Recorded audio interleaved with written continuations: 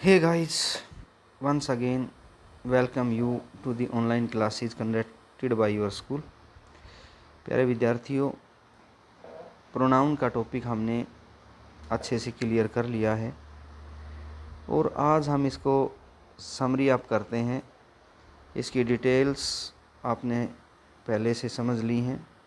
आज हम इसका ब्रीफ थोड़ा सा आपको इनको सबको इकट्ठा करके ब्रीफ में लेके चलते हैं। तो सबसे पहले तो आपको पता होना चाहिए प्रोनाउन होता क्या है। तो प्रोनाउन नाउन के स्थान पर आने वाले शब्दों को प्रोनाउन कहते हैं। और आपने सबसे पहला प्रोनाउन पढ़ा था पर्सनल प्रोनाउन। पर्सनल प्रोनाउन 3 प्रकार के होते हैं।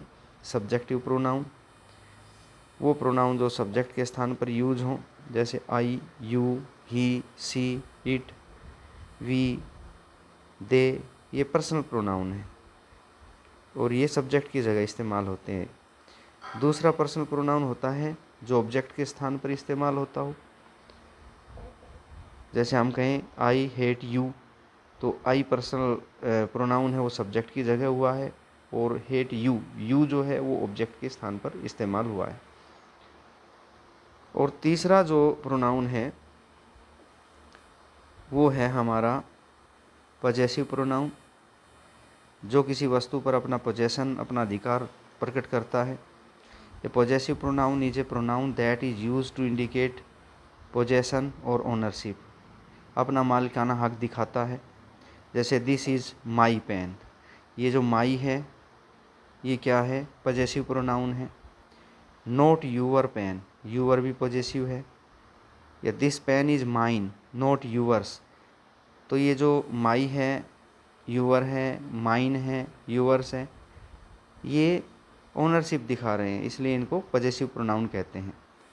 This is my laptop, it's mine, these glasses are mine, this is my brother's book, it is his, तो ये mine, yours, his, hers, ours, the house is yours, the ship is theirs, ये सब क्या हैं, ये possessive pronoun की category में आते हैं। इसके बाद हम अगला प्रोनाउन करते हैं, वो है नेक्स्ट लेके चलेंगे हम रिफ्लेक्सिव प्रोनाउन।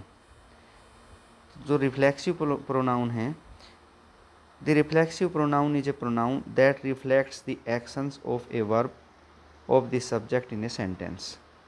सेंटेंस में सब्जेक्ट का एक्शन व्यक्त करता है ये। This pronoun does not substitute any noun और pronoun from its place in the sentence. तो ये जो प्रोनाउन है ये सेंटेंस में अपने स्थान पर किसी सब्सटीट्यूट को नहीं लेता, ना कोई इसके पीछे नाउन आएगा ना दूसरा प्रोनाउन आएगा। एग्जाम्पल रिफ्लेक्सिव प्रोनाउन के, she cut down her hair herself. तो मैंने बताया था कि रिफ्लेक्सिव प्रोनाउन में जो सब्जेक्ट है, जो नाउन है, वो जो एक्शन करता है उस एक्शन का प्रभाव भी नाउन पर भी पड़ता है। जैसे she cut down her hair herself, उसने अपने बाल खुद काट डाले, तो बाल उसने काटे हैं, उसका प्रभाव भी उसी पर पड़ा है। They arrange the entire facilities themselves, उन्होंने खुद ही सारी फैसिलिटीज़ का अरेंजमेंट किया, तो उन्होंने खुद ही किया है। The cat crosses the road itself, बिल्ली ने खुद रोड को पार किया। तो ये हमारे herself, themselves, itself, myself, ourself, himself, yourself, ये क्या है हमारे, ये हमारे जो है रिफ्लेक्सिव प्रोनाउन है। उसके बाद अगला प्रोनाउन हम लेते हैं, वो है रिलेटिव प्रोनाउन। ये रिलेशन दिखाते हैं हमें, ये रिलेशन दिखाते हैं, मतलब जो नाउन है, 2 वाक्य हैं और दोनों वाक्यों को जोड़ने के लिए प्रोनाउन का इस्तेमाल होता है, और प्रोनाउन जो है पहले जो नाउन है उसके साथ रिलेट करता है। रिलेट टू पीपल और सब्जेक्ट, जैसे the musician who wrote this song is French, तो यहाँ पर हम कह सकते हैं the musician wrote a song, the song is in French. इन दोनों को वाक्य को जोड़ने के लिए हम कह सकते हैं the musician who wrote this song is French. तो जो हु है ये हमारा रिलेटिव प्रोनाउन है। इसी प्रकार हुम रिलेटिव प्रोनाउन है। आई नो द बॉय हुम सिट्स नेक्स्ट टू यू। हम दो वाक्य बना सकते हैं इसके, आई नो द बॉय, उसके बाद हम बना सकते हैं he sits next to you. तो इन दोनों को जोड़ने के लिए हम इस प्रोनाउन का इस्तेमाल करते हैं, I know the boy who sits near next to you. तो जो ये हुम है, हुम रिलेटिव प्रोनाउन है, विच रिलेटिव प्रोनाउन है, वाई, व्हेन, वेयर, हुज, ये क्या है हमारे रिलेटिव प्रोनाउन है। इसके बाद हम नेक्स्ट प्रोनाउन करते हैं और वो है डेमोन्स्ट्रेटिव प्रोनाउन, संकेतवाचक सर्वनाम। ये किसी वस्तु की तरफ इशारा करते हैं, दिस और दैट, दीज और दोज, ये डेमोन्स्ट्रेटिव प्रोनाउन है। जैसे हम कहें this is a red pen, यह एक लाल पेन है, तो पास के लिए हम दिस का इस्तेमाल करते हैं, दूर के लिए हम दैट का इस्तेमाल करते हैं। इसी प्रकार से एक वचन के लिए हम दिस का प्रयोग करते हैं और बहुवचन के लिए हम दीज या दोज का प्रयोग करते हैं। तो दिस और दैट ये सिंगुलर हैं और दीज और दोज ये प्लूरल डेमोन्स्ट्रेटिव प्रोनाउन है। इसके बाद हमारा अगला प्रोनाउन है रेसिप्रोकल प्रोनाउन। रेसिप्रोकल प्रोनाउन ये आपसी जो है परस्पर बोधक सर्वनाम है, एक दूसरे से संपर्क दिखाता है। जैसे म्यूचुअल लव दिखा रहा है ये, my dog and cat love each other, मेरा डॉग और मेरी बिल्ली एक दूसरे को प्यार करते हैं। तो ईच अदर जो है ये रेसिप्रोकल प्रोनाउन है। इसी तरह एन अदर है, वन एन अदर, ये भी रेसिप्रोकल प्रोनाउन है। बहुवचन के लिए वन एन अदर का प्रयोग होता है और दो के लिए ईच अदर का प्रयोग होता है। इसके बाद है इंटेरोगेटिव प्रोनाउन। इंटेरोगेटिव प्रोनाउन प्रश्न पूछने के लिए इस्तेमाल होता है। Who, whom, which and what, ये इंटेरोगेटिव प्रोनाउन है। As they are used to ask questions about a person और object that we do not know about, ये हमें किसी ऑब्जेक्ट या किसी पर्सन के बारे में प्रश्न पूछते हैं। पर्सन मीन नाउन के बारे में प्रश्न पूछते हैं जिसको हम नहीं जानते हो। और इसमें मैंने बताया था कि जब हम उत्तर देते हैं तो उत्तर भी नाउन या प्रोनाउन ही आता है। जैसे विच है, when you have a limited choice, उस समय विच का इस्तेमाल होता है। वट का होता है आस्किंग फॉर जनरल क्वेश्चंस के लिए। हु का है when asking about a person name के लिए।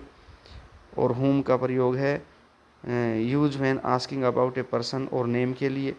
हुएवर यूज्ड फॉर एम्फेसिस, जोर देने के लिए, instead of who in question. तो ये जो प्रोनाउन हैं who, whom, which and what, ये क्या है हमारे इंटेरोगेटिव प्रोनाउन है। इसके बाद हमारा नेक्स्ट है प्रोनाउन हमारा वो है इंडेफिनिट प्रोनाउन। इंडेफिनिट प्रोनाउन किसी निश्चित व्यक्ति वस्तु का बोध नहीं कराता, बल्कि जर्नल में व्यक्ति वस्तु का बोध कराता है, कोई स्पेशल नहीं होता ये। सो अनस्पेसिफिक सब्जेक्ट्स, ठीक है, स्पेसिफिक सब्जेक्ट नहीं दिखाता ये। Unspecific subjects of people whether in plural और सिंगुलर, चाहे वो एक वचन हो या बहुवचन हो, ये क्योंकि इंडेफिनिट है ये विशेष जोर नहीं देता है, विशेष व्यक्ति वस्तु स्थान। पर्सनल प्रोनाउन का उल्टा है ये। इंडिकेट द एंटायर नाउन और सम ऑफ द नाउन और नन ऑफ द नाउन, किसी सारे नाउन को दिखाएगा ये समूह में, जैसे इकट्ठे बैठे हैं ऑल दी बॉयज़, ये सारे नाउन हैं उनको दिखाएगा, या कुछ एक को दिखाएगा, या उनमें से किसी को भी नहीं। तो जो इंडेफिनिट प्रोनाउन है वो कौन कौन से हैं? समबडी है, somewhere, anything, no one, everybody. आप इनका स्क्रीनशॉट ले सकते हैं, स्क्रीनशॉट, समवन, एनीबडी, एनीवेयर, ये सब क्या है हमारे इंडेफिनिट प्रोनाउन है। इसके उदाहरण भी ले लेते हैं। इट इज़ हार्ड टू से समबडी इज़ गुड, ये कहना बड़ा मुश्किल है कि कोई अच्छा है। But still nobody can replace, लेकिन कोई भी उसका स्थान नहीं ले सकते। तो समबडी सब के लिए बोला गया है, किसी एक व्यक्ति के लिए नहीं बोला गया है। Some time I just need someone to talk to, कई बार मुझे बात करने वाला चाहिए। अब इसमें नाम नहीं बताया कौन चाहिए, मोहन, गीता, सीता, कौन चाहिए बात करने वाला, समवन कह दिया। तो ये एक प्रकार से जो नाउन प्रोनाउन है वो स्पेशल नहीं होता इसमें, और एक सामान्य नाउन होता है इसमें। इसी प्रकार से समवेयर है, एनीबडी है, एनीवन है, if anything can go wrong it will. इसी तरह अगर कुछ गलत होता है तो होगा। तो ये जो सब नाउन है, प्रोनाउन है, ये इंडेफिनिट प्रोनाउन के उदाहरण हैं। तो बेटे ये थे आपके प्रोनाउन जो मैंने 3-4 लेक्चर में कंप्लीट कराए हैं। सीधी सी बात आपने ध्यान रखने की ये है कि जो शब्द नाउन का स्थान ले प्रोनाउन होता है। प्रोनाउन का हम इस्तेमाल इसलिए करते हैं कि बार बार नाम का आना ये वाकई में अच्छा नहीं लगता। मोहन मेरा दोस्त है, मोहन मेरा सबसे प्यारा दोस्त है, मोहन मेरा क्लास फेलो है, मोहन का पिताजी एक डॉक्टर है, मोहन की माताजी एक गृहिणी हैं। तो हम बार बार मोहन का इस्तेमाल करने की बजाय हम ये कहें मोहन मेरा दोस्त है, वह बहुत इंटेलिजेंट है, उसका पिताजी एक डॉक्टर है, उसकी माताजी एक गृहिणी हैं, तो वह, उसका, उसकी, ये मोहन की जगह यूज हुए हैं, इसलिए हम कह सकते हैं कि ये प्रोनाउन है। तो pronoun is a word that is used in the place of a noun. तो बेटे समझ में आ गया होगा आपको प्रोनाउन के बारे में अच्छे से।